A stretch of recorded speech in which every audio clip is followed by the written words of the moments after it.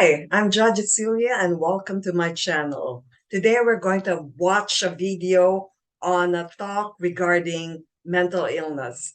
I know it's a serious topic, but she has a unique way of presenting it. So let's watch. 1 in 4 people suffer from some sort of mental illness. So if it was 1, 2, 3, 4, it's you, sir, you. Yeah, with the weird teeth, and you next to him. You know who you are.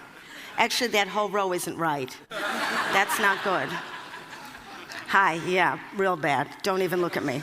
I am one of the 1 in 4. Thank you. I think I inherited from my mother, who I used to crawl around the house on all fours. She had 2 sponges in her hand, and then she had 2 tied to her knees.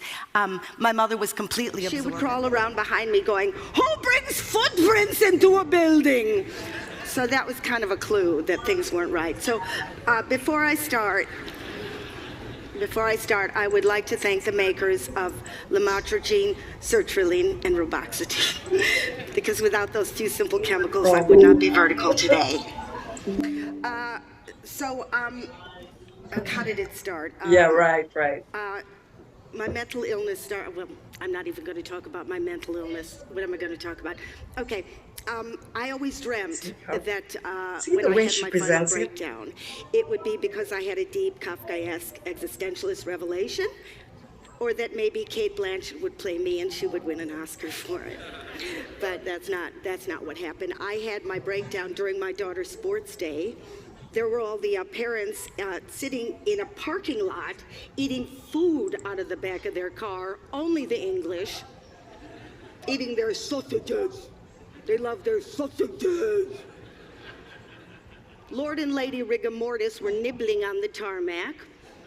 And then the gun went off and all the girlies started running and all the mummies went, "Run! Run, Chlamydia, run! Run like the wind, Veruca! Run!" And all the girlies running, everybody, except for my looks daughter, like a stand-up who was comedian. just standing at the starting line, just waving, because she didn't know she was supposed to run. So I took to my bed for about a month, and when I woke up, I found I was institutionalized. And when I saw the other inmates, I realized that I had found my people, my tribe. Because they became my only friends. They became my friends. Because very few people that I knew, I wasn't sent a lot of cards or flowers. I mean, if I had had a broken leg or I was with child, I would have been inundated. But all I got was a couple phone calls telling me to perk up. Perk up. Because I didn't think of that. This is a sad story, but she presents it in a way that it's funny. Because, the one thing that you get with this disease, this one comes with the package, is you get a real sense of shame. Because your friends go, "Oh, come on, show me the lumps, show me the x-rays," and of course you got nothing to show. So you're like really disgusted with yourself because you're thinking, "I'm not being carpet bombed, I don't live in a township." So you start to hear these abusive voices, but you don't hear one abusive voice. You hear about 100,000 abusive voices. Like if the devil had Tourette's, that's what it would sound like. But we all know in here, there is no devil, there are no voices in your head. You know that when you have those abusive voices, all those little neurons get together, and in that little gap, you get a real toxic, I want to kill myself kind of chemical.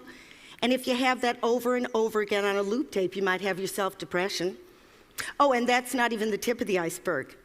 If you get a little baby and you abuse it verbally, its little brain sends out chemicals that are so destructive that the little part of its brain that can tell good from bad just doesn't grow. So you might have yourself a homegrown psychotic. If a soldier sees his friend blown up, his brain goes into such high alarm that he can't actually put the experience into words, so he just feels the horror over and over again. So here's my question. My question is, how come when people have mental damage, it's always an act of imagination? How come every other organ in your body can get sick and you get sympathy except the brain? I'd like to talk a little bit more about the brain because I know you like that here at TED. So if you just give me a minute here, okay. Okay, let me just say there's some good news. There is some good news. First of all, let me say we've come a long, long way. We started off as a teeny, teeny little one-celled amoeba, just sticking onto a rock, and now, voila, the brain. Here we go. This little baby has a lot of horsepower. It comes completely conscious. It's got state-of-the-art lobes. We got the occipital lobe, so we can actually see the world. We got the temporal lobe, so we can actually hear the world. Here we got a little bit of long-term memory. So you know that night you want to forget when you got really drunk? Bye-bye, gone.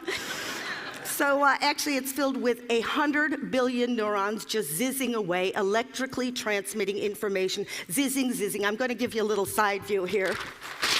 I don't know if you can get that here. So zizzing away, and Kind of complicated. and for She every makes it. one, I know I drew She this tries to myself. Thank you. simplify it. For every one single neuron, you can actually have from 10,000 to 100,000 different connections or dendrites or whatever you want to call it. And every time you learn something or you have an experience, that bush grows, you know, that bush of information. Can you imagine every human being is carrying that equipment, even Paris Hilton? No figure. But I got a little bad news for you, folks. Got some bad news. This isn't for the 1 and 4. This is for the 4 and 4. We are not equipped for the 21st century. Evolution did not prepare us for this. We just don't have the bandwidth. Yeah. And for people who say, We're they're not having a equipped nice for the day, they're 21st perfectly fine, century. they're more insane than the rest of us. Because I'll show you where there might be a few glitches in evolution. Okay, let me just explain this to you. When we were ancient man, millions of years ago, and we suddenly felt threatened by a predator, okay? We would, thank you, I drew these myself. Thank you very much, thank you. Thank you. Thank you. Anyway, we would fill up with our own adrenaline and our own cortisol, and then we'd kill or be killed, we'd eat or we'd be eaten, and then suddenly we'd defuel and we'd go back to normal. Okay, let's explain this to you. When we were ancient man, millions of years ago, and we suddenly felt threatened by a predator, okay? We would, thank you, I drew these myself. Thank you very much, thank you. Thank you. Thank you. Anyway, we would fill up with our own adrenaline and our own cortisol, and then we'd kill or be killed, we'd eat or we'd be eaten, and then suddenly we'd defuel and we'd go back to normal. Okay, so the problem is nowadays with modern man, when we feel in danger, we still fill up with our own chemical, but because we can't kill traffic wardens or eat estate agents, the fuel just stays in our body over and over. So we're in a constant state of alarm, constant state. And here's another thing that happened. About 150,000 years ago, when language came online, we started to put words to this constant emergency. So it wasn't just, oh my God, there's a saber-toothed tiger, which could be. It was suddenly, oh my God, I didn't send the email. Oh my God, my thighs are too fat. Oh my God, everybody can see I'm stupid. I didn't get invited to the Christmas party. So you got this nagging loop tape that goes over and over again that drives you insane. So you see what the problem is? What once made you safe now drives you insane. I'm sorry to be the bearer of bad news, but somebody has to be. Your pets are happier than you are. What once made you safe now drives you insane. Your pets are happier than you are. But somebody has to be. Your pets are happier than you are. Your pets are happier than you are. So kitty cat, wow, happy, happy, happy. Human being screwed. Completely. So we're in a constant state of alarm, constant state. And here's another thing that happened. About 150,000 years ago, when language came online, we started to put words to this constant emergency. So it wasn't just, oh my God, there's a saber-toothed tiger, which could be. It was suddenly, oh my God, I didn't send the email. Oh my God, my thighs are too fat. Oh my God, everybody can see I'm stupid. I didn't get invited to the Christmas party. So you got this nagging loop tape that goes over and over again that drives you insane. So you see what the problem is? What once made you safe now drives you insane. Overthinking. I'm sorry to be the bearer of bad news, but somebody has to be. Your pets are happier than you are.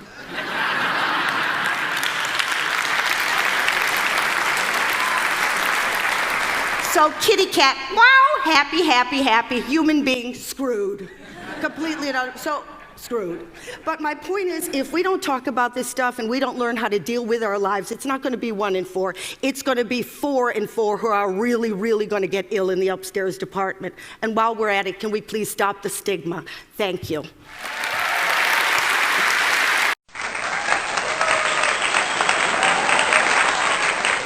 Talks about a very difficult topic. She makes it easy for people to accept the information that she gives.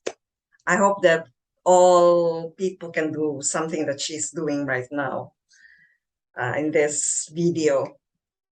So I'll see you again next time, next weekend. Bye-bye.